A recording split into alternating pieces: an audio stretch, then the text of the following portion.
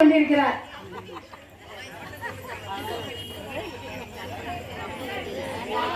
அவர் தேவாரம் பாடிக்கொண்டிருக்கிறார், நடனமும் பாடிக்கொண்டிருக்கிறார். அருமையான குழந்தை.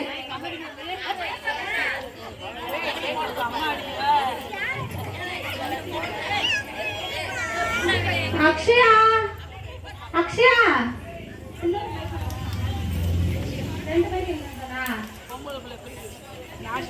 சபரி மைக்கு அக்ஷயாட்ட கொடு. அக்ஷயா வச்சுக்கோ, 2 பேர் பாடுங்க சரியா? திருச்சிற்றம்பலம் சொல்லுங்க. விநாயகர் துதி, விநாயகர் துதி. 5 கருத்தனை பாடுங்க.